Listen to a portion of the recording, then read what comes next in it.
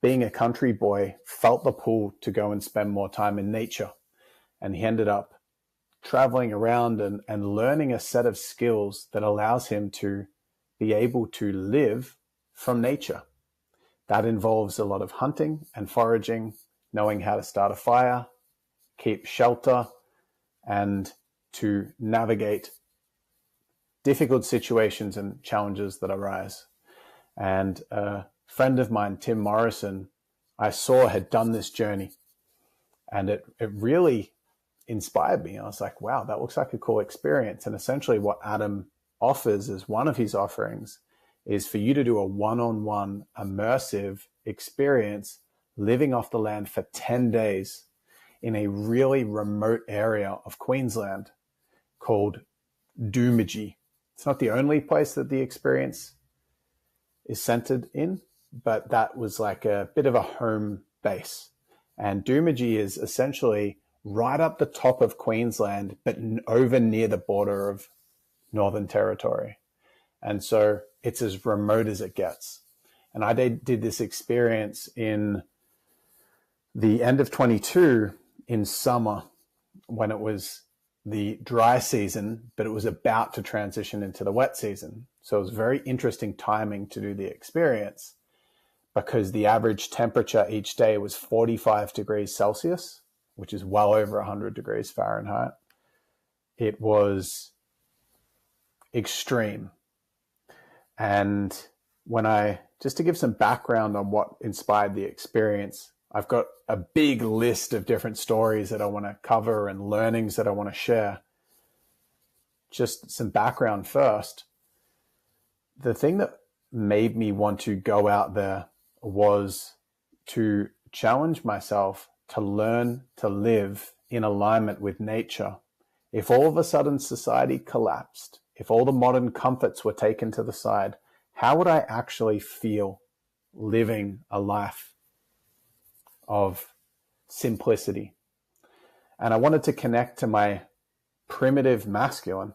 I wanted to use it as a bit of an initiation to access the internal part of me that can survive.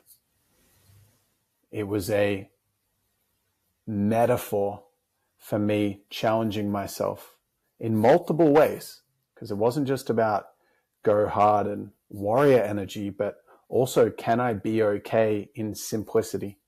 And so to be honest with you, when I first signed up and had a chat with Adam, I was thinking the experience was going to be a lot more of an opportunity to survive off very little. I thought I was going to be being okay with hunger, learning to be okay with hunger.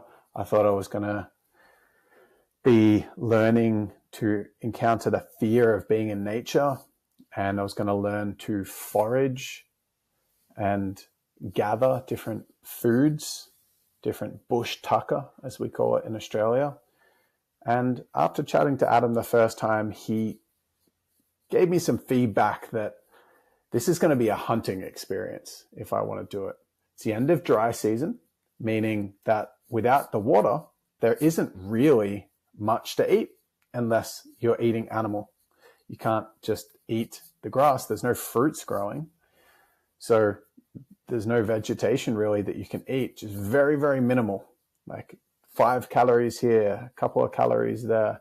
It's not going to be enough to survive off. So you're going to have to learn to hunt. And he said, you can run down animals. We can do that.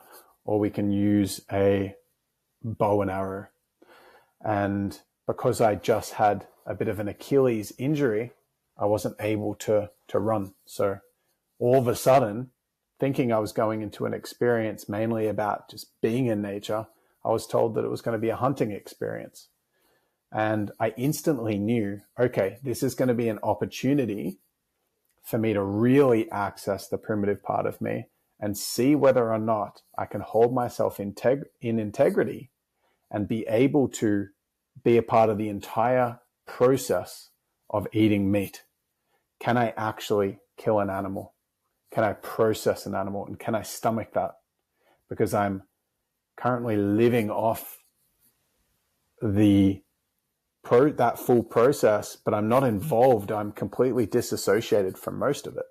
So I knew it was going to be an opportunity for me to see if I can actually be in integrity with myself with that. And it was a very, very, very interesting experience indeed.